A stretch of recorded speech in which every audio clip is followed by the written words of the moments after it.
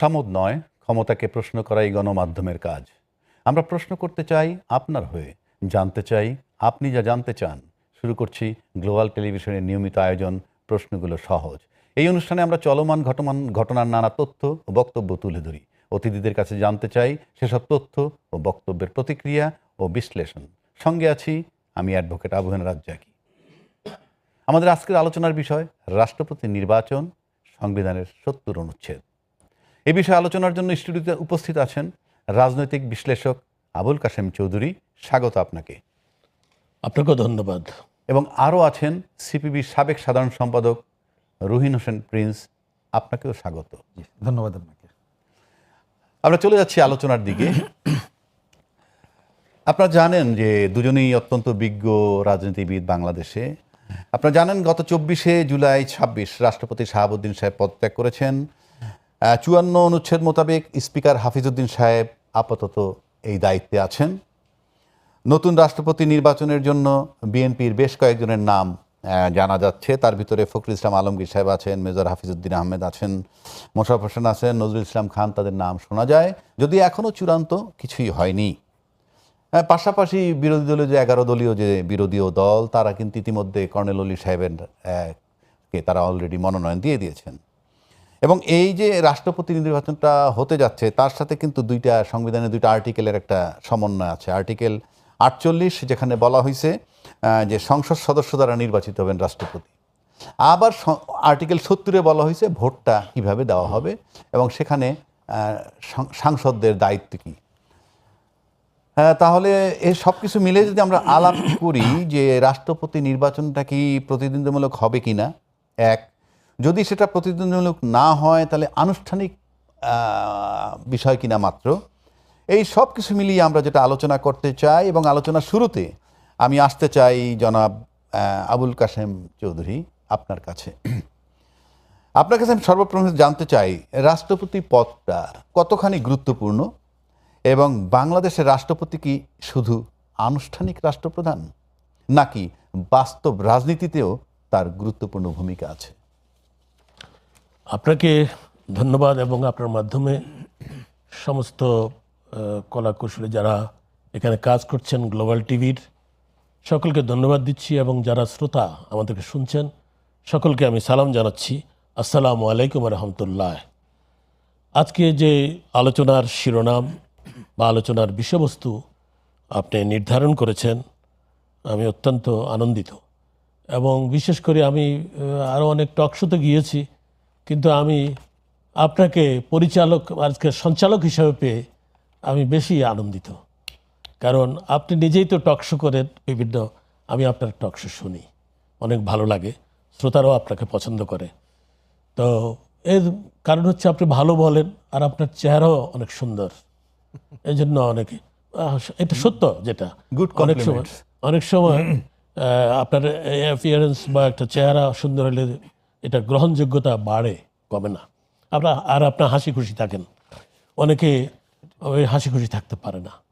তারা মনে হয় যে টকশো মানি হচ্ছে তারা এক পর্যায়ে এসে তারা ঝগড়ার বিয়াদে শুরু করে দেয়, ঝগড়া লেগে যায়, অনেক খারাপ সিচুয়েশন সৃষ্টি করে। যাই হোক, সেগুলো আমি গেলাম না। আমি শুধু বলতে চাই যে বাংলাদেশের রাষ্ট্রপতি যে পদ এবং তার নির্বাচন, সেটা ৭০ অনুচ্ছেদ হলো, আপনি বলেছেন ৪৮ অনুচ্ছেদে আপনার রাষ্ট্রপতির যে ক্ষমতা বা তার যে অবস্থান, তার করণীয়, সেগুলি বিস্তারিত আছে। আমার কাছে সংবিধান আছে, আমি সংবিধান নিয়ে এসেছি যাতে ভুল না হয়। তো সেখানে রাষ্ট্রপতি পদটা আমাদের এখানে যেহেতু পার্লামেন্টারি সিস্টেম, সংসদীয় গণতন্ত্র এবং পার্লামেন্টারি সিস্টেমের কারণে রাষ্ট্রপতির কাছে মানে যে নির্বাহী ক্ষমতা যেটা, সেটা সেই পরিমাণে থাকে না। কিন্তু রাষ্ট্রপতি পদটি সর্বোচ্চ পদ এবং এই রাষ্ট্রপতি পদটি সর্বোচ্চ পদ বিধায় এটা সরকারের কাছে গুরুত্বপূর্ণ, দেশের কাছেও গুরুত্বপূর্ণ, আন্তর্জাতিকভাবেও গুরুত্বপূর্ণ এবং এটা সাংবিধানিকভাবে এই রাষ্ট্রপতি পদটা নির্বাচন হয়। আমাদের পার্লামেন্ট এখন সার্বভৌম পার্লামেন্ট, এই পার্লামেন্ট গড়ে উঠেছে জনগণের ভোটে নির্বাচিত একটি পার্লামেন্ট। এই পার্লামেন্টে বিএনপি 2 সংখ্যাগরিষ্ঠতা আসন অর্জন করেছে, আর জামাতে ইসলামের জোট, তারা 11 দলীয় জোট, তারা প্রায় 77টি সিট তাদের আছে। অর্থাৎ এটা একটা সার্বভৌম পার্লামেন্ট। এবং আমি মনে করি, আমি যে বিশ্বাস করি, এটা আমার বিশ্বাস থেকে বলছি, যে বাংলাদেশের যা কিছু হবে, যা কিছু আমরা করব, এই সার্বভৌম পার্লামেন্টের মাধ্যমে সেটা হতে হবে। এবং আমি মনে করি এখানে শুধু রাষ্ট্রপতি নির্বাচন নয়, এখানে অন্য অন্য যে রাজনৈতিক সিদ্ধান্ত, যে আলাপ আলোচনা, সংস্কার, সংশোধন, অ্যামেন্ডমেন্ট যা কিছু আসবে এই পার্লামেন্টের মাধ্যমে আসবে। আমি মনে করি আজকে যদি পার্লামেন্টে রাষ্ট্রপতি যে নির্বাচন হয়, সেখানে সংখ্যাগরিষ্ঠ বিএনপি তারাই জয়লাভ করবে। তো সেটা আমি জেনে শুনে আমি বিরোধী দল হিসাবে, জামাতে ইসলাম 11 দলীয় জোট বিরোধী দল পার্লামেন্টে, তারা এটা জেনে শুনে তারা কন্টেস্ট করতে পারেন, তারা ক্যান্ডিডেট দিতে পারেন, আবার তারা একটা আলাপ আলোচনার ভিত্তিতে, সমঝোতার ভিত্তিতে, ঐক্যমতের ভিত্তিতে তারা একজন রাষ্ট্রপতি নির্বাচনে সকলে একমত হতে পারেন। এটা হচ্ছে ম্যাটার অফ আন্ডারস্ট্যান্ডিং, এবং এটা হচ্ছে মিউচুয়াল একটা আন্ডারস্ট্যান্ডিং বলবো আমরা, মিউচুয়াল একটা রেসপেক্ট বলবো। সার্বভৌম পার্লামেন্টের মধ্যে দিয়ে আপনার মিউচুয়াল রেসপেক্টটা শো করতে হয়। যেমন সরকারের প্রধান হচ্ছেন প্রধানমন্ত্রী তারেক রহমান, তিনি তার আলাপ আলোচনায় বক্তব্যে, বিবৃতিতে, চাল চলনে উনি তার বিনয় এবং তার যে মহানুভবতা, তার যে সহনশীলতা, উদারতা, ন্যায় নিষ্ঠাবানের যে একটা পরিচয়, এবং অন্য নেতৃবৃন্দের প্রতি রেসপেক্ট শো করা। এই যে দেখেন, এই মধ্যে কক্সবাজার গিয়েছে, সেখানে হেফাজতে ইসলামের বাবুনগরীর বাড়িতে উনি যে ওনার সাথে সাক্ষাৎ করেছেন, রেসপেক্ট। আমাদের এখানে জামাতে ইসলামের প্রধান ডক্টর শফিকুর রহমানের বাসভবনে তিনি তার সাথে সাক্ষাৎ করেছেন। এমনকি এনসিপির যে প্রধান আমাদের, তার সাথেও তার বাসা গিয়ে দেখা করেছেন। অর্থাৎ সেখানে তার মধ্যে কোনো আত্ম অহংকার বা মানে এরকম কোনো ভাব আমরা দেখি না। আমি এটা আপনি যেটা বলছেন এটা আসলে লক্ষণীয়। তার বিনয়ের ব্যাপারে আমাদের কোনো সন্দেহ নাই, এবং এটা যদি দলের সবাই ফলো করে তাহলে এটা খুব ভালো হয়। তো আমি আপনার কাছে আবার আসবো। আমি এখন প্রিন্স ভাইয়ের কাছে আসতেছি একটু, যে কাশিম ভাই যেটা বললেন যে বিএনপির প্রার্থী যাকেই দেখ না কেন, সংবিধানে যে পদ্ধতি যেভাবে আছে তাতে বিজয় প্রায় সুনিশ্চিত বিএনপি দলের। তো এখন আপনার কাছে জানতে চাই যে তাহলে রাষ্ট্রপতি নির্বাচনটা নিয়ে এত আলোচনা কেন? এখনো কিন্তু আলোচনা চলছে, কাকে প্রার্থী দিবে না দিবে। আর এটা কি শুধু একজন নতুন রাষ্ট্রপতি নির্বাচনের বিষয়, নাকি এর সাথে রাষ্ট্রের ভবিষ্যৎ রাজনীতির একটা ভারসাম্য জড়িত? আপনাকে ধন্যবাদ, কাশিম ভাইকেও ধন্যবাদ, এবং যারা শুনছেন তাদেরকে শুভেচ্ছা জানাই। আমি সরাসরি আপনার যে প্রশ্নটা তুললেন সেখানে প্রবেশ করি। আমি ওই প্রশ্নের সরাসরি উত্তরের আগে একটু কথা বলে নেই।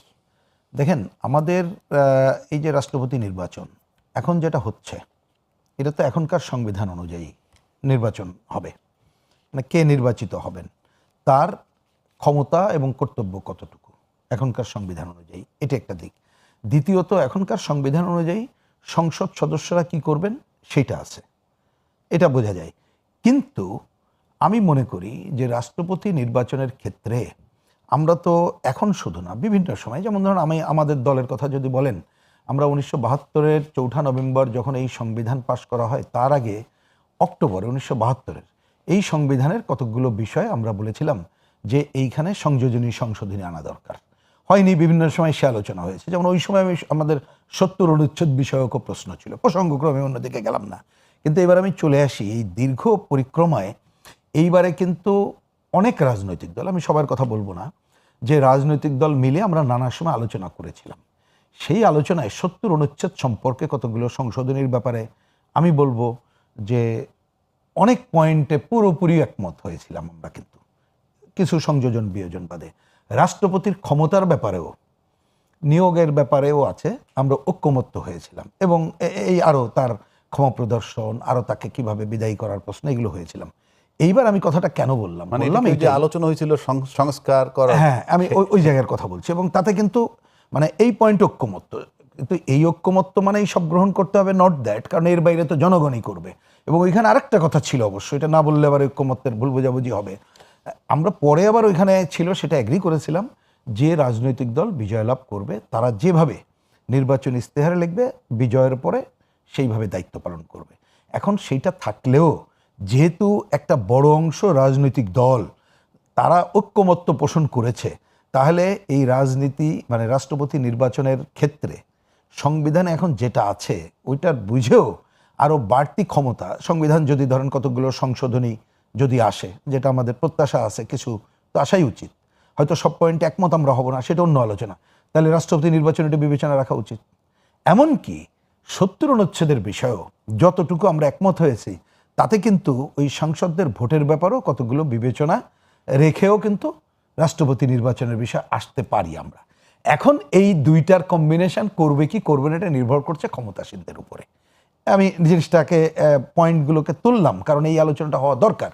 এইবার আসি পরিষ্কার কথা, আমাদের এখন সংবিধানে যে জায়গাটা আছে রাষ্ট্রপতির ক্ষমতা যতটুকু আছে তাতে ঠিকই তিনি তো রাষ্ট্রের অভিভাবক, ওইটুক পর্যন্ত তিনি প্রধানত প্রধানমন্ত্রীর কথা ছাড়া ওই অর্থে কোনো কিছু করার তার এখতিয়ারই নাই।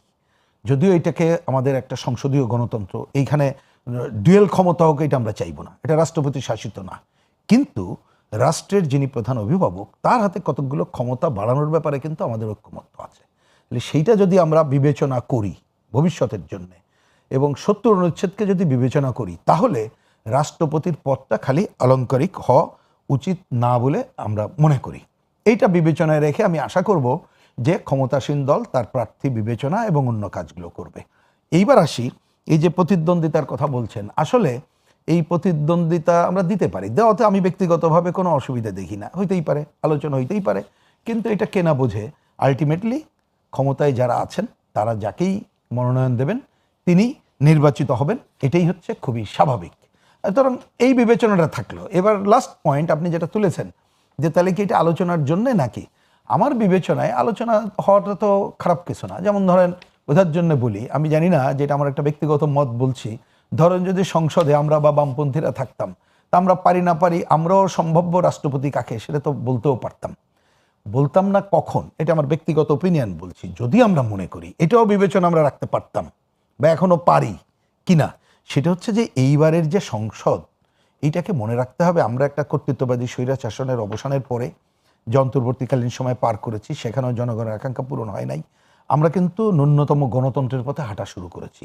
তো সেই হাঁটার শুরুতে যদি আমরা যেহেতু কতকগুলো বিষয় ঐক্যমত্য রাখতে চাই, সেটা কিন্তু গণতন্ত্র নষ্ট করে না, ঐক্যমত্য হলেই গণতন্ত্র নষ্ট হয়ে যায়, নট দ্যাট, তর্ক বিতর্ক থাকবে, কিন্তু আমি বলছি যে সেই জায়গায় যদি আমরা ওই রকম একটা সজ্জন মুক্তিযুদ্ধের পক্ষে সে মানুষের পক্ষে অসাম্প্রদায়িক চিন্তার মানুষ সম্পর্কে যদি একমত হয়ে কিছু করতে পারতাম সেটাকেও আমি খারাপ দেখি না।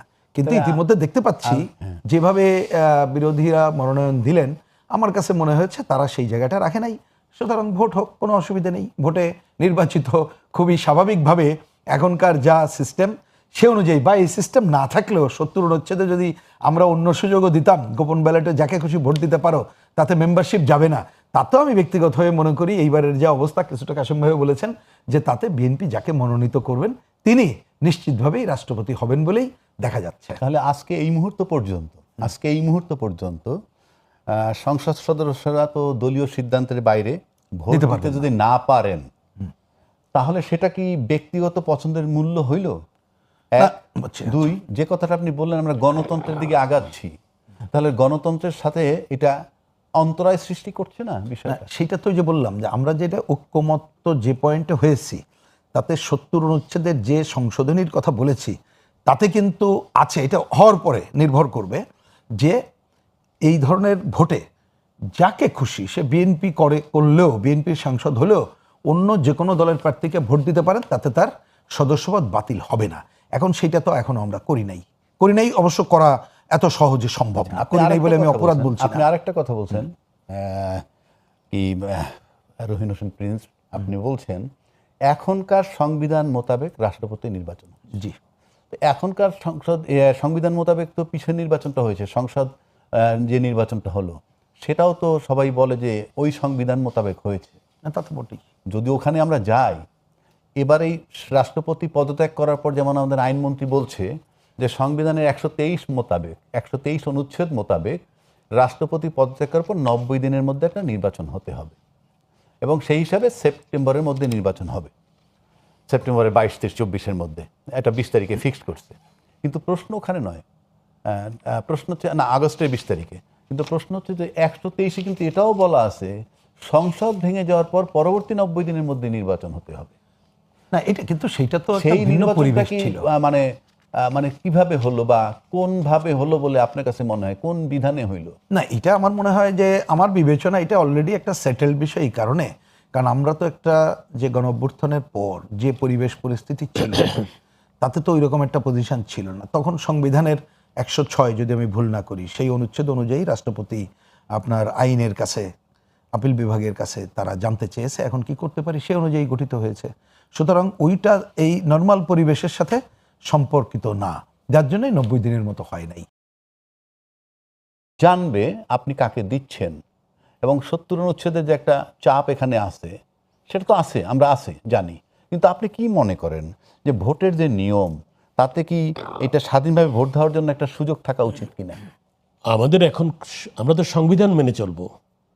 আমাদের সংবিধানে এখন যা আছে, আপনার 70 অনুচ্ছেদে যা আছে সেটা ফলো করে আমাদেরকে চলতে হবে। এই মুহূর্তে ধরেন আমরা টকশো করেই তো আর এটা পরিবর্তন করতে পারবো না। এটা যদি পরিবর্তন করতে হয় ভবিষ্যতে এই সার্বভৌম পার্লামেন্ট করবে, এটা তাদের অপশন রয়ে গেছে। কিন্তু এখন যেই সংবিধান যা আছে সেটাকে আমাদের মেনে চলতে হবে। সংবিধান অনুসারে যারা ভোটার, সংসদে যারা ভোটার রাষ্ট্রপতি নির্বাচনে ভোট দিবেন, তারা তাদের দলীয় প্রার্থীকেই ভোট দিতে হবে, তা নাহলে তার সদস্য পদ থাকবে না, পার্লামেন্ট মেম্বার থাকবেন না, লেখাই আছে হ্যাঁ, সেটা পরিষ্কার। লেখা আছে। কাজেই আমরা সেই সংবিধান ফলো করব, এবং সংবিধান ফলো করলে আমার বিশ্বাস বিএনপি যে ক্যান্ডিডেট দিবেন সেই ক্যান্ডিডেট রাষ্ট্রপতি হবেন। আর রাষ্ট্রপতি তিনিই হবেন এবার যিনি প্রধানমন্ত্রীর কনফিডেন্স 100% এনজয় করে, এরকম নেতাকেই রাষ্ট্রপতি হিসাবে মনোনয়ন দেওয়া হবে এবং রাষ্ট্রপতি নির্বাচন করা হবে। কারণ আমাদের এখানে জাতীয় জীবনে অনেক সংকট বিরাজমান। আমাদের এখানে রাজনৈতিক সংকট আছে, অর্থনৈতিক সংকট আছে, জিও পলিটিক্সের যেই ভারসাম্য সেটা বজায় রাখার ক্ষেত্রে একটা ভূমিকা রাষ্ট্রপতিরও আছে, প্রধানমন্ত্রীর তো আছেই, রাষ্ট্রপতিরও আছে। যদি কোনো কারণে জিও পলিটিক্সের কোনো গভীর সংকট দেখা দেয়, তখন রাষ্ট্রপতি যদি প্রধানমন্ত্রীর 100% কনফিডেন্স এনজয় না করে, তাহলে রাষ্ট্রপতি একটা সমস্যা হয়ে দাঁড়াতে পারে। আপনি দেখেন যে এই স্বৈরাচারী যে শেখ হাসিনা ফ্যাসিস্ট সরকার বিদায় নিল, সে বিদায়ের ক্ষেত্রে আমরা কি দেখলাম? শত শত মানুষকে হত্যা করলো, শত শত মানুষ গুম খুন হলো, মানুষকে নির্যাতন নিপীড়ন করলো 7 বছর, দেশের অর্থনীতি লুট করে নিয়ে গেল, ব্যাংকগুলি সমস্ত খালি করে দিল, লক্ষ লক্ষ কোটি টাকা এখান থেকে দেশ থেকে পাচার করে নিয়ে গেল। বিভিন্ন বড় বড় গ্রুপ, এসআরএম গ্রুপের নাম আপনি জানেন, আরও অন্য 20টা গ্রুপের কথা বা 20টা পত্রপত্রিকা চলে এসেছে। সেখানে আরও গ্রুপ আছে, এই 20টা গ্রুপ না, আরও গ্রুপ, প্রায় 1 শতাধিক গ্রুপ আছে। এই যেমন কি বেক্সিমকো সালমান রহমান, তারা জনতা ব্যাংক থেকে প্রায় 26,000 কোটি টাকা নিয়ে গেছে, এখন টাকা ফেরত দিচ্ছে না। জনগণের টাকা ব্যাংকে থাকে, সেই টাকা নিয়ে তারা এখন আর দিচ্ছে না, তারা এখন ঋণ খেলাপি হয়ে বসে আছে সবাই। শতকরা 85% ঋণ খেলাপি হয়ে বসে আছে, জনগণের টাকা বিদেশে নিয়ে গেছে অথবা নিজের পকেটে করে বসে আছে। তো এই যে সংকটগুলি, এই সংকট নিরসনের জন্য ভবিষ্যতে প্রধানমন্ত্রী তারেক রহমান এবং তার সরকারকে অনেক প্রতিকূল অবস্থা পাড়ি দিতে হবে। দেশের অর্থনৈতিক অবস্থা খুবই নাজুক। এই নাজুক পরিস্থিতি আজকে দেখেন দ্রব্যমূল্য বেড়ে গেছে, এই নাজুক পরিস্থিতি মুদ্রাস্ফীতি বেড়ে গেছে, এই নাজুক পরিস্থিতিতে আজকে তেল গ্যাসের দাম বেড়ে গেছে। আজকে আপনার বিদ্যুৎ বিল, আমি একটু আগে শুনলাম আমার বিদ্যুৎ বিল ডাবল চলে আসছে। এগুলো সকলেরই আসতেছে। এগুলি ক্ষমতাসীনের ভিতরে বসে একরকম ষড়যন্ত্র চলছে যে সরকারের বিরুদ্ধে একটা মতামত যাক। আরেকটা হচ্ছে যারা ব্যবসায়ী মহল ঋণ খেলাপি হয়ে বসে আছে, তারা টাকা ধরে রাখছে এবং বিদেশে তাদের টাকা নিয়ে গেছে, সে টাকা দিচ্ছে না বলে, সে টাকা ফেরত আনছে না বলে সংকট হচ্ছে। আজকে এইসব সংকটের জন্য ব্যাংকের অনেক কর্মকর্তা দায়ী, বাংলাদেশ ব্যাংকের অনেক কর্মকর্তা দায়ী। তাদেরকে আইডেন্টিফাই করতে হবে। আমি আপনার কাছে আসবো এই বিষয়গুলো নিয়ে। তো আমি একটু প্রিন্স ভাই আপনার কাছে আসি। যে কথাটা আমরা এতক্ষণে বুঝলাম যে ৭০ অনুচ্ছেদ মোতাবেক যেভাবে আছে তাতে রাষ্ট্রপতির বিএনপির প্রার্থী বিজয় মোটামুটি সুনিশ্চিত। কিন্তু আমার প্রশ্ন হচ্ছে যে যদি একটি দল সংসদে বিপুল সংখ্যাগরিষ্ঠ হয় তাহলে সেই দলের মনোনীত প্রার্থীকে পরাজিত করার বাস্তব সুযোগ নাই বললেই চলে। তা জানা সত্ত্বেও আপনার এই যে 11 দলীয় যে জোট, বিরোধী দলীয় জোট, তারা কর্নেল অলি সাহেবকে প্রেসিডেন্ট নির্বাচনের জন্য মনোনয়ন করলো। মানে এটা কি বার্তা দিতে চাচ্ছে ওরা? আচ্ছা, আমি ওই কথা বলার আগে আপনি একটু অনুমতি দিলে আমি এই পয়েন্টে আমার একটা কি বলবো যে প্রতিক্রিয়া বলতে পারি। আপনি আইনবিদ, এটা অবশ্যই বলেন। যে ধরেন বোঝার জন্য বলি, ওই যে বললাম যে ঐক্যমত্য যেটা হয়েছে, এবং আমি যতটুকু জানি বিএনপিও সে ব্যাপারে একমত, যে ৭০ অনুচ্ছেদে আমরা সংবিধান সংশোধন করে যদি সেই যতটুকু ঐক্যমত্য হয়েছে আমরা করতে পারি, তাহলে কিন্তু যাকে খুশি তাকে ভোট দিতে পারে, এটা বাধা নাই। এইবার আসি, এখনকার সংবিধানে যেটা আছে যে সংসদে উক্ত দলের বিপক্ষে ভোটদান করলে বাতিল হবে, এটা আমি জানি না, আমার এই আলোচনা শুনে মনে হচ্ছে ধরুন একটা, আমি জানি না এটার আইনবিদরা হিসাবে আপনি হয়তো এখন করতে পারবেন না, দলের সিদ্ধান্তের বাইরে ভোট দিলে সদস্য এখন ধরেন কথার কথা এই দল যদি ওপেন করে দেয়, দল অফিসিয়ালি যদি ওপেন করে যে না সংসদ সদস্যরা তোমরা গোপন ব্যালটে যাকে খুশি দিতে পারো, কথার কথা, তাতে কি ব্যত্যয় হয় আমার জানা নেই।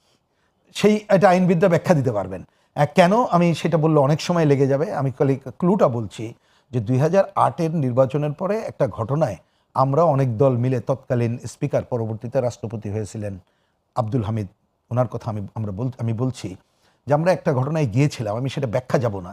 তা আমরা এই ধরনের বলছিলাম যে যদি এই সংসদ সদস্য ভোট দেয় এই পয়েন্টে তার বাতিল হবে কিনা, বলে যে বাতিল না হওয়ারও পথ আছে, আমরা জানি না এটা হবে কিনা। আমি খালি কোশ্চেনটা রাখলাম বোঝার জন্য, যদি এই রকমের হয় যে বিএনপি যদি তারা বলে যে এটা আমাদের এই রাষ্ট্রপতি নির্বাচনে আমাদের এমপিদের উন্মুক্ত করে দিলাম, এরকম একটা জায়গা দিয়ে যদি করা যায়, আমি মনে করি বিএনপির সেটা করা ভালো।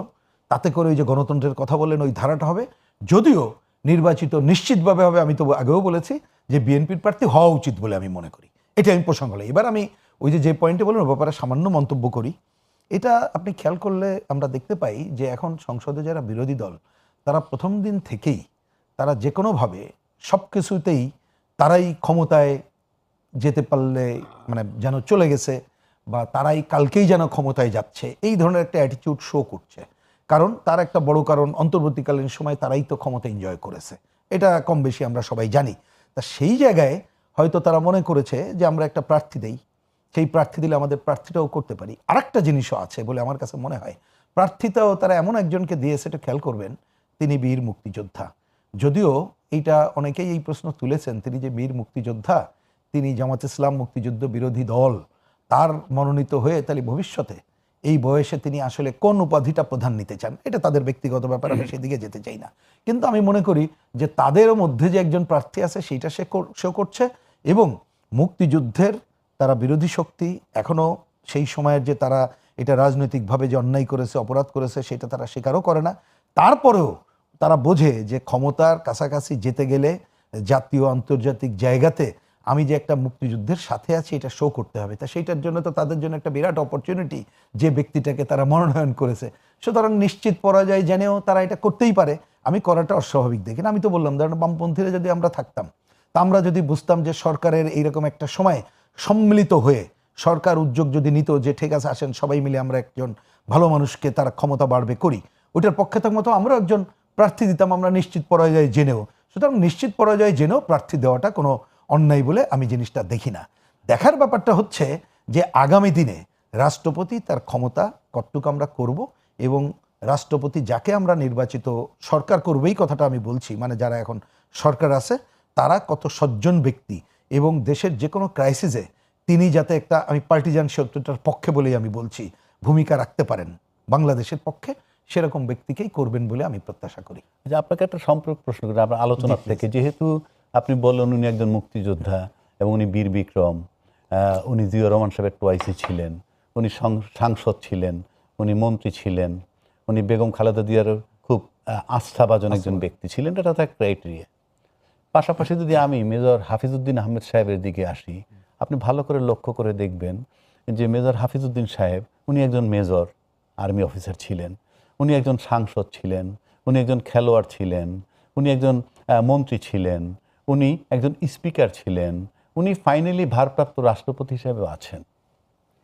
মানে বিএনপিতে তো আরও প্রার্থীর আলোচনা শোনা যায়, মুক্তিযুদ্ধের প্রসঙ্গটা যখন আসছেন তো সেই হিসাবে যদি ওইদিকে কর্নেল অলি সাহেব, সেই হিসাবে কি বিএনপির তরফ থেকে, যদি আমরা তো চূড়ান্ত কিছু করে নাই, ফখরুল ইসলাম আলমগীর সাহেবের নাম আছে, নজরুল ইসলাম খানের নাম আছে, হাফিজুদ্দিন সাহেবের নামও আছে, তারপরে মোশাররফ সাহেবের নামও আছে, আপনি কি এই দিক থেকে ওই বিবেচনায় হাফিজুদ্দিন সাহেবকে কি আপনি প্রেফার করেন না অন্য কাউকে প্রেফার করেন? আচ্ছা, আমার একটা ব্যক্তিগত মত, এটা দলীয় মত হিসাবে না, নেবেন অবশ্যই কারণ বলছি না, একান্ত ব্যক্তিগত মতের কথা বলি। প্রথম পয়েন্ট হচ্ছে এইটা কিন্তু যে দল ক্ষমতায় আছে এটা তার উপরে নির্ভর করে সে পুরো বিষয়টাকে কিভাবে সাজাবে। কারণ এটা কেউ দলের দায়িত্ব পালন করবেন কিনা, রাষ্ট্রপতির দায়িত্ব পালন করবেন কিনা, কেউ সংসদে একটা বিশেষ ভূমিকা পালন করবেন কিনা, কাউকে ভবিষ্যতের জন্য স্ট্রাইকিং ফোর্স হিসাবে সামনে রাখবেন কিনা, তার উপরে নির্ভর করবে। প্রধানত এটাই হবে মূল, এটা হওয়া উচিত তাই। আর আমাকে যদি ব্যক্তিগতভাবে বলেন, আমি মনে করি যে নিশ্চয়ই যিনি এখন আমাদের ভারপ্রাপ্ত রাষ্ট্রপতি, তেনার অনেক পজিটিভ দিক এবং মুক্তিযোদ্ধা, কিন্তু মুক্তিযুদ্ধ হলেই শুধুমাত্রই রাষ্ট্রপতি তাকে করতে হবে, নট দ্যাট। রাজনীতির আরও অনেক বিষয় আছে, সেটাই বিবেচনা রাখতে হবে। আর এখন এইবারের সংসদ আমরা জানি যে নতুন সংসদ সদস্যরাই বেশি, সংসদটাকেও ভালোভাবে পরিচালনা করা দরকার। এখন এটা বিএনপির উপর নির্ভর করতেছে সে কীভাবে জিনিসটা কাজ করবে। তবে রাষ্ট্রপতির ক্ষেত্রে আমার ব্যক্তিগত অপশান হচ্ছে যে নানা বিবেচনায় ভেরি মাস পলিটিক্যাল লোককেই বিবেচনা করা দরকার। আপনি আবার আসবো কাশেম ভাইয়ের কাছে। আমি একটা প্রশ্ন করছি, সেটা হলো এরকম যে ধরেন জামাতের মানে 11 দলীয় জোট একটা ব্যক্তিকে মনোনয়ন দিলেন, কর্নেল অলি সাহেব, তার একটা ব্যাকগ্রাউন্ড আছে মুক্তিযোদ্ধা। এদিকে ফখরুল ইসলাম আলমগীর কিন্তু অত্যন্ত সজ্জন একজন ব্যক্তি, উনি পরীক্ষিত একজন নেতা, উনি 16টা বছর লড়াই করেছেন, বেগম খালেদা জিয়ার খুব আস্থাভাজন একজন ব্যক্তি, এবং আমি ব্যক্তিগতভাবে যতটুকু দেখেছি যে দৃঢ়তার সাথে সে দীর্ঘ 15-16 বছর মোকাবেলা করেছে। পাশাপাশি আপনারা দুইজনই মুক্তিযুদ্ধের পক্ষের শক্তি, এখন আমরাও মুক্তিযুদ্ধের পক্ষের শক্তি, পক্ষে মানে আমরা উই প্রেফার মুক্তিযুদ্ধ। সেক্ষেত্রে জামাত কি এটা কোনো ট্রিক্স করলো যে যেহেতু দলীয়ভাবে মানে ভোট দিবে 70 অনুচ্ছেদ, এখানে একটা বাধ্যবাধকতা, সেখানে একজন মুক্তিযোদ্ধাকে প্লেস করে, মানে কি ইন্টেনশনটা কি, এমন কোনো বার্তা কি দিতে চাচ্ছেন ওনারা, নাকি দেখতে চাচ্ছেন যে দলের লোকেরা দলীয় সিদ্ধান্ততেই ভোট দেন, নাকি মুক্তিযুদ্ধের পক্ষের দিকেও ভোট দিতে যেতে পারেন? আমি আপনাকে বলবো জামাত ইসলামের যে এই যে ট্রিক্স বলেন আর বা সিদ্ধান্ত বলেন, এই সিদ্ধান্ত তারা তো ইলেকশনের আগেও নিয়েছে। ইলেকশনের আগ থেকে তাদের জোটে কর্নেল অলি সাহেব আছেন, এবং অলি সাহেব এবং জামাত ইসলাম ভেবেছিল তারা নির্বাচনে তারা বিপুল ভোটে জয়লাভ করবে। এমনকি বাইরের ওয়াশিংটন পোস্ট পত্রিকা, ভেরি ইম্পর্টেন্ট ব্যাপার, সেখানেও হিন্টস করা হয়েছে যে এই জোটে জয়লাভ করবে। এমনকি রয়ের রিপোর্ট ছিল 163 জন তারা জয়লাভ করবে। কিন্তু আমি আমার আলোচনায় বলছিলাম ইলেকশনের আগেই, জামাত ইসলামের ইলেকশনের আগে দুটি কারণে পরাজয় ঘটবে। একটি হলো তারা পিআর পদ্ধতি ছাড়া নির্বাচন করবে না, একটা পয়েন্ট তারা বলেছিল, তারা করেছে।